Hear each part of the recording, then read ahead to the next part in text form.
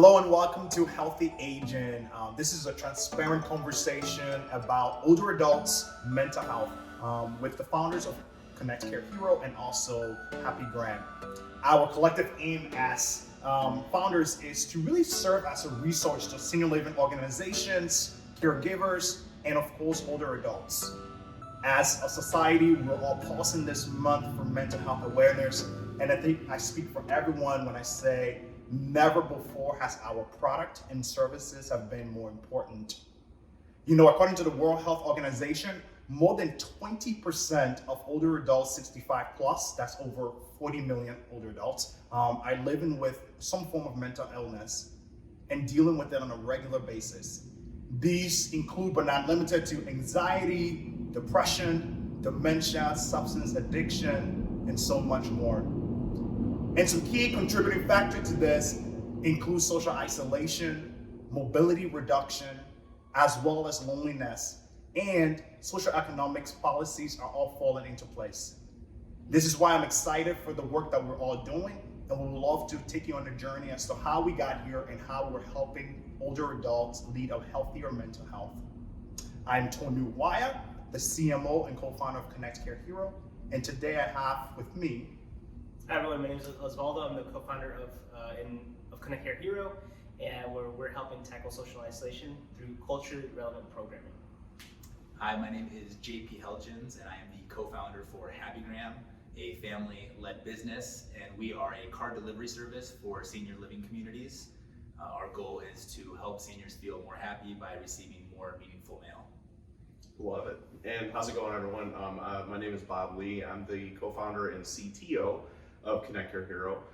So just think of me as the nerd of the group. I get to oversee all the tech within the platform, and I get to hopefully bring smiles through a platform to our older adults within our locations. That's amazing. And I know, of course, we've all had a chance to connect before, but we all didn't just land here. I love everyone's backstory. Just really quickly, Bob, we can start with you. How did you get into this space, and what's your current role? Perfect. My journey actually to this company was a pretty fun one. So actually my wife went to college with Osvaldo and Tornu. And about 4 years ago, I was looking for a startup, kind of like a weekend project. And my wife, Julie, introduced me to Osvaldo because Osvaldo had this startup that he was working on. And we actually were able to go out to dinner with Osvaldo's dad, who's really the inspiration behind the company. I loved the goal and the vision of the company because myself, I have, or at the time I had grandparents that were in elder care facilities. So when Osvaldo told me about the mission of the company, that kind of hit really home as well because I saw a need, and it was really something that I wanted to work towards in order to kind of better that community. Yeah, I love your guys' story. So my story is a long time coming as far as Happy Graham. We had a long background with senior communities, starting with visiting my dad's parents at a senior community, and that's where the idea for Happy Graham was really formed. We were at it's kind of like the garden area for the community, and that was situated right next to the mailbox. So as we were talking, we would always see the residents coming down to check their mailboxes, most times being met with an empty mailbox, or we'd see them throwing out the junk mail with a very disappointed look on their face as they walked back to their rooms. And it was just sort of a comment that my dad made. He looked over and said, "You kids are always texting, you're always on your phones, and how cool would it be if you could text a letter to your grandpa that would be delivered in his mailbox?" And my sister and I looked at each other, we could do that, in simple form. That would be possible, and that's how the idea for Happy Graham was formed. And Happy Graham was in just a few homes in Cedar Rapids for the first few years for my grandparents, starting with his birthday. Big hit at the home, but it wasn't something that we were necessarily looking to grow. It was just a little passion project that fit our needs. And then with everything that happened in the pandemic, the home is a raving fan of the service, and they started talking about it. People reached out, we added more senior communities to the service, 20 turned to 50, turned to a couple hundred, and now we're looking to really try to scale this and bring more connections to more seniors. That's all. Yeah. Yeah, mine started obviously ConnectCareHero through my dad and my experience with him as a. I would say this is like a first generation Latino in the U.S. moving your loved one into a nursing home. It's a very unique experience because obviously being Latino, you keep your loved ones in your home as long as possible. And so it really came down to one day that I came to visit my dad, and he, even though he was one of hundreds of older adults in his community, he did feel very lonely, very isolated, very depressed. And what it came down to was really that he didn't have anything that he was really interested in doing. They're doing things like bingo, they're doing things like classical music, but what he really needed was, something that was more culturally relevant. And so, I would bring in, tamale sessions with a couple of his Latino friends and a few other things that he really liked. And it seemed to kind of improve his mood and overall quality of life there. And so that's kind of essentially what, how I landed into senior living was, an outlier when it comes to having an older parent. I have me at 57. And so it was kind of, in my life cards, I guess. Yeah. No, for me, obviously my background is in media, but also in psychology. I studied clinical psych. After college, I did end-of-life counseling with older adults, a population I never thought I was going to work with, by the way. I initially went to school for marriage and family therapy. That was the goal. And then somehow I started landing more and more older adult clients and really fell in love with this population. They're truly, I say this over and over again, they are the forgotten ones in our society. To Osvaldo's point, being from Liberia, you definitely take care of your loved ones. I think that's the most foreign people's experience. And for me coming into the US, it was such a foreign concept of putting your loved one into a nursing home. So whenever I would visit a nursing home, I would be so perplexed by the environment. But then one thing that I started to see was just how stale programming, similar to what Osvaldo alluded to, where it was the bingo, but then you kind of see people just wandering off mentally. And wanted to be ahead of the curve because unfortunately when I would meet with clients, it would be either towards the end of the life. We're doing end of life counseling, which is not pleasant at all. And it was always this desire to be ahead of that. What would life look like if you have met me 10 years ago? And so when the opportunity came to connect with Osvaldo, which we went to college together, to jump on ConnectCareHero, I was super excited because I was like, man, this is exactly what I've been looking for, to have the opportunity to be preventative as opposed to just being there and helping you to cure something. Within each of our companies, I think we're doing something very special. But when it comes to mental health, I'm curious as leaders, how are we lifting stigmas? Because it starts at home, right? You can't expect the world to purchase what you're selling if you're not practicing it. So how are you all as leaders, both individually and also as a company, helping to lift the stigma around mental health with the work that we're doing? And anyone can jump on at any time.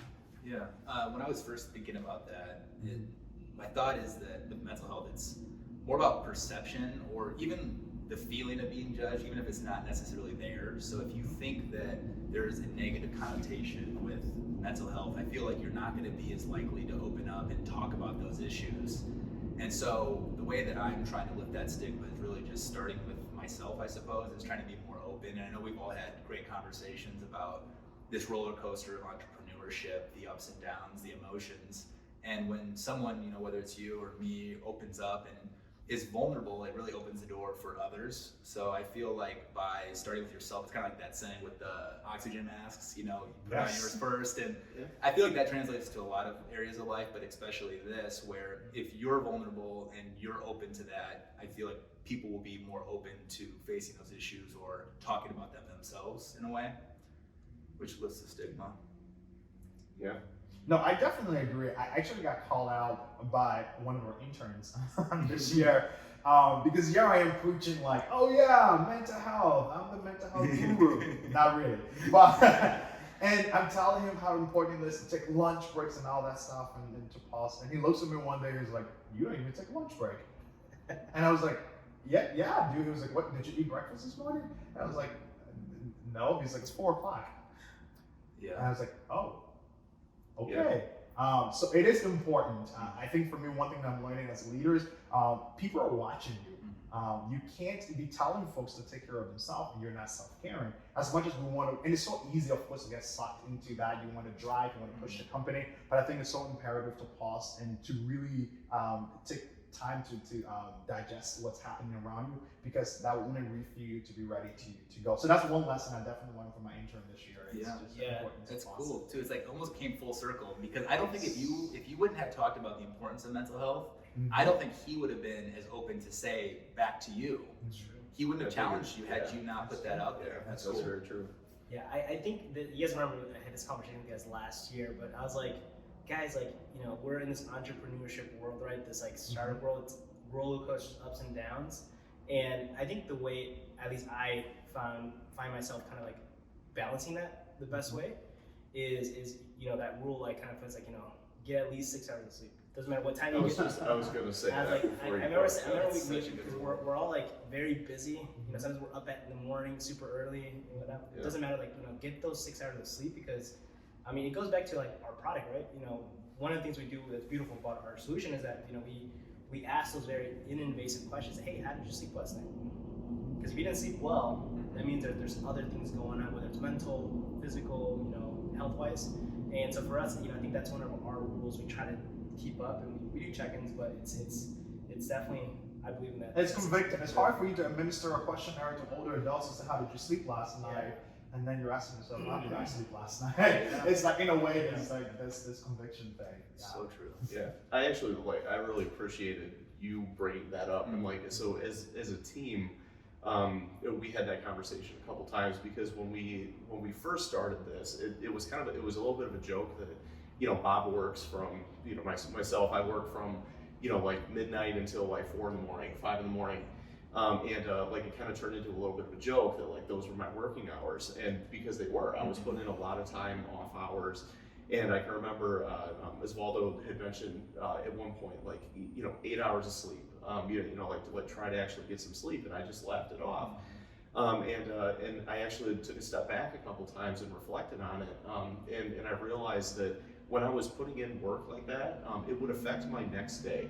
You know, so it would affect my relationship that I would have, you know, with people online or people that I was talking to, even my wife Julie. There were times that she would come home from work and she's just like, "You are a bear," right? You know, so you know, it really kind of made me open my eyes to, you know, like I do have to self-care, and that's very important, and then that also carries over into, I feel like, both of our businesses, because once you actually realize the importance of that, and how hard it is to talk about as well, I think you can really carry that over into a business setting, and also help the older adults that might not feel comfortable having those conversations, especially with people, you know, if it's a caregiver or somebody that, you know, they haven't been with for a long time. Those are difficult conversations to have. But like, you know, after reflecting back on it, you can actually take that into the business side of it, and you can really help your clients, which is pretty cool. That's awesome. Yeah, I was thinking that same thing. Like, here we are talking about mental health, and I'm getting nuggets from you guys right now in this conversation, because I feel the exact same way. You stay up late because you feel behind, but then you wake up and you're not as efficient, so you get behind again. It just turns into this vicious cycle. It's a brutal And overgrowth. sometimes you don't analyze it yourself. So like having that check-in for the senior homes, maybe there's something going on, but you don't know the root of that cause until you just ask the simple questions. Are you getting enough sleep? What time are you going to bed? So it's cool to hear that. It's just gaining it for right and now. I think it goes back to, like, you know, social isolation, right? Like, Yeah. you know, when are you most social? It's when, you know, you feel good. You want to chat with people, right? And we've all been there, right? When we didn't get enough sleep, and the next day, just little things just trigger you, right? And you're less able to be social. So, you know, I think again, going back to this mental health, you know, awareness, you know, month. I think sleep is a big thing, and I think it really drives a lot of quality of life. You know, things that happen within our lives. Yeah, if we think about those key things that older adults are dealing with, right? You mentioned social isolation, loneliness, depression, anxiety. I think when I think of both of our companies, we are literally perfectly in alignment to help, not to say we're solving, you know, mental health illness on the grand scheme of things, but we're indirectly impacting these things. And I would love to kind of hear what Happy Grandness is up to right now, specifically in relations to how are you guys striving to position yourself to help to be a solution to some of these issues. I feel like we're just like you guys. We're really trying to make seniors feel more connected, especially in these times. So we're sending out nudges. We're trying to give senders ideas on what to send. You know, one of the most simple nudges was, hey, there's never a bad time to reach out. You know, just here's an example, thinking about you with a picture and how much of a difference it can make for those seniors. We're also putting together a mental health toolkit, more of a senior resident wellness toolkit, more holistic. So we're on that path right now. And then something else we're doing is we have a daily positive newsletter that's going out to our seniors called the Good News Gram. And there's studies that just show the importance. The same way, you know, your endorphins are rushing and you're getting, when you read bad news, the same thing on a positive aspect on the other end of the spectrum when you read good news. So there's, you know, studies out of Harvard that talk about the importance of surrounding yourself with positivity. So we're trying to take that, put it into the homes as well. Isn't it crazy? Like, so I feel like as a generation, like a younger generation, we're so used to pulling out our phones, you know, checking Twitter, you know, like, you know, obviously there's a lot of like negativity in all of that, but you can also get like you're also connected with people all the time because you have your phone. Right. The older generation though doesn't have that. So like as you were saying that, JP, I was like, you know, I'm like smiling. I'm like smiling inside because I was like, I'm a big believer that, you know, if you smile at someone on the street, you never know whose day that you're going to change. And you know, like with a you know, with a newsletter like that, or actually like getting a card in the mail, that can completely change somebody's outlook on the day. And the older adults that are out there, I mean, that just goes such a long way. And it's fascinating to think about like the generational differences between that we are so used to being connected all the time and have all the information at our fingertips. And you know, just it's just kind of the work that you're doing is super cool. It's so cool, and I thank you so much for your excitement because it gets me excited again as well. So cool. And it reminds me of just like seeing the different notes. Put this in your Happy Gram binder, so people are saving these and they're revisiting them. And your excitement is contagious. You're right; it makes a difference. And what you guys are doing in this space is phenomenal as far as connecting and giving them activities to do in real time. I just feel like we really are so much on the same path. Yeah, no, I think for us, if you think about how COVID has impacted, I mean, you know this, the whole world, we're still living with the effects of COVID-19. You think about older adults, they're truly isolated, like even more so now than ever. And so seeing, at least from like the program side, seeing the impact of a bingo, like a virtual bingo game or a Jeopardy game, like how that impacts an older adult in an enriched way, it is literally life-changing. Like sometimes I'll send Bob a video or a picture of like one of our events, and we just have a offline conversation about just how impactful the work that we're doing, because so many older adults are dealing with death and dying like never before. Over 60% annually, older adults deal with death, like on an annual basis. If you think about it, sometimes we chalk it up and say like, oh, you know, yeah, they're older, so they should be used to people passing away. But imagine you're losing a loved one. In some instances, some people in nursing homes will lose someone every week. And these are close relationships. And COVID-19 has only expedited that. And so the ability for us to come in for an hour and administer a program or have a conversation with a vendor, entertainment vendor who is there to uplift you, even if it's just for an hour a day, it's like, it's the most dignifying thing you can do to someone, and saying like, JP, like, I know you've been through hell this past week, but I'm here to be with you, not here for 50,000 people, but I'm here for you. Yes. I think it gives dignity, it allows someone to feel seen and valued, and for us, that's a big motivation as we think about the work that we're doing.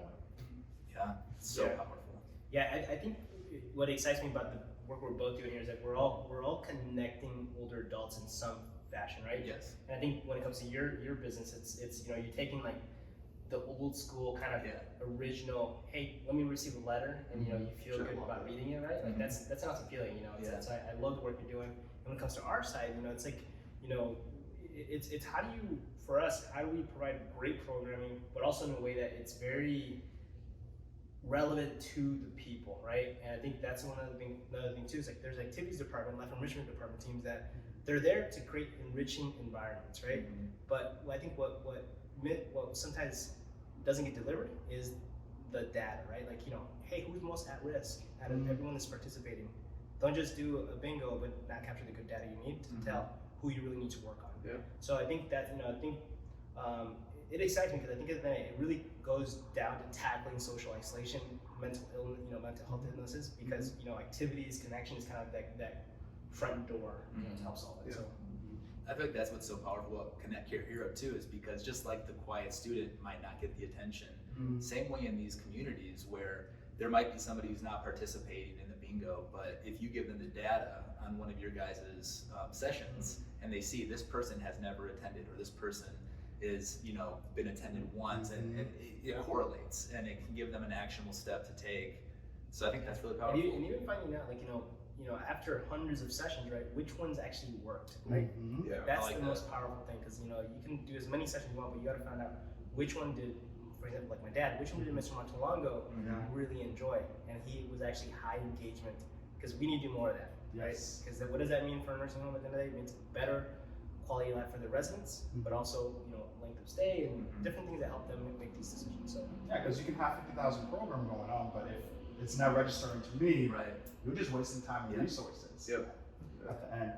What are some feedbacks have you guys been hearing as you go into your emails from clients that currently utilize our various platforms? What are some things that you're hearing? I know I get some really good feedback, but I'm just curious, what are you guys hearing about the work that we're doing?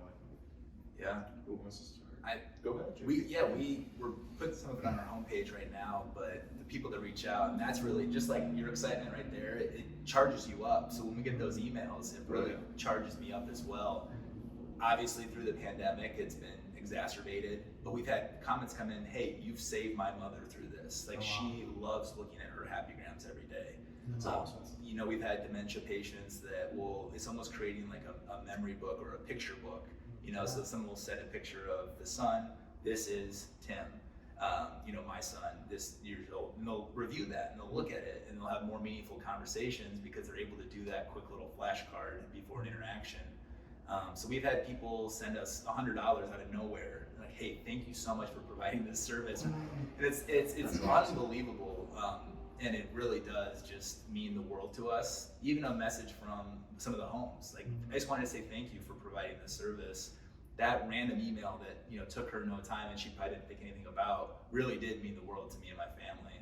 So that positive feedback just keeps us going. Yeah, and it's crazy. I mean, we've all come from different backgrounds, right? I come from corporate global marketing, and when I think come to senior living, aging, longevity space, is that it's a meaning. I mean, it's when you do get those notes, it means the world, because you know you're impacting someone's life, and just bringing a smile to an older adult or a staff member or even a family member, it does recharge your batteries.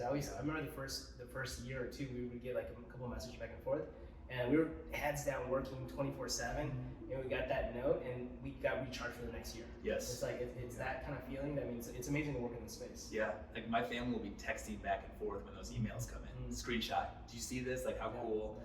We had one woman who is traveling in Japan and other areas of Asia, she's a teacher, sent us a video testimony, which was, we cut that up, and so it's just so cool. You're right, it recharges you for the next month, year. It is incredible. Yeah, the Tornu alluded a little bit to this one. I mean, like the messages that we get from family obviously is very touching, because I can relate. I can relate to that with having loved ones that are in senior communities. The ones that still actually they bring tears to my eye, and is when Tornu will send like little clips of some of our events that have happened in the past. And there was one where there was an elder, and she had said, like, oh, nobody, like, this is wonderful. Nobody has talked to me, and in like a couple weeks, and oh, I can actually like talk back to you. Like, I'm not just watching TV. And I was like, my chest is tight right now. Yeah, I was like, oh my gosh, like, so, and I have goosebumps right now, like, just talking about that. But seeing those videos and actually like the interactions, and it's crazy. I mean, like, it's not we're not putting on, like these massive, like theatrical performances for them. But like every little bit of like focused energy that you can give, that you can give an older adult is so important. And just seeing them light up and smile. There was one video that you sent about, I think it was, they were singing gospel music. Oh yeah. And I can remember the other was like, oh, I know this one. Yeah. And She took over the entire show. The vendor was just like, okay, just show me. It's so cool to see people light up and just see those smiles. Yeah. It's truly an incredible feeling. Yeah, because you're tapping into who they were, who they are currently. I think one feedback that I got from activities manager, and we talked about just substance abuse actually going up on the rise, and that is the thing now with the pandemic. I've been hearing a lot of the older adults who are using substances to cope. And so for us to have on our platform, we have art therapists, music therapists, individuals from the therapeutic space that can really cater to them and help them to navigate some of these things that unfortunately they had moved forward from, but now they're trickling back into their life. I think it's very important when we think about just the prescription drug use that's coming up on the rise for older adults. I think it's important to have both of our platforms where we can be a better coping mechanism as opposed to having the ulterior motive, which is not, the ulterior option, which is not the healthiest for them. I get super excited having those type of conversations because that's something that really is important to all of us. When we think about the next 18 months, how are we positioning ourselves to continue to impact older adults, not just for the month of May around mental health, which, yes, it's very important. I think we all agree that the work that we're doing is long-term. So when we think of the next 18 months, what are some goals that we have in place that are going to be impacting older adults' mental health in the long run? So I think for ConnectCareHero in our group, I think one of the biggest things we're looking forward to tackling is just taking our virtual rooms that we created, scaling those to as many organizations that work with 65 plus, with culture programming that older adults can participate live. And I think that's, I always say, there's power behind live performances because now you can actually engage with older adults and have them ask questions. And I think, that's kind of what, the work we're going to be doing, and it's going to help tackle, mental illness and social isolation. But it's one of those things we're really looking forward to, and it's going to be a fun ride. So yeah, I feel like that's so big because even in on-demand, it starts to take a stride towards that. But to have a live, in-person, someone that you can interact with, I just feel like takes it to a whole new level. And especially when you're experiencing that with other people who are also in that live room, that's really neat. I like that. And for us, we're putting together that wellness toolkit, something that we want to create that's actionable for the homes to a point where whether it's a checklist or whether it's monthly or weekly, these are things that you can do and actually measure. So that's one thing. We're trying to create reminders. So, it's good to have connection all the time, but I feel like if you're looking at when is it most important, it's hard to say, but when these big moments or milestones, whether it's an anniversary or whether it's a birthday, if they go by without receiving something, that can be detrimental. So we're trying to create reminders and creating ways for senders and loved ones of the residents to be able to store those happy grams, and then we would send them on that week so that there's no question that their loved ones receiving something meaningful. And with that being said, I hope you found today's conversation to be very informative.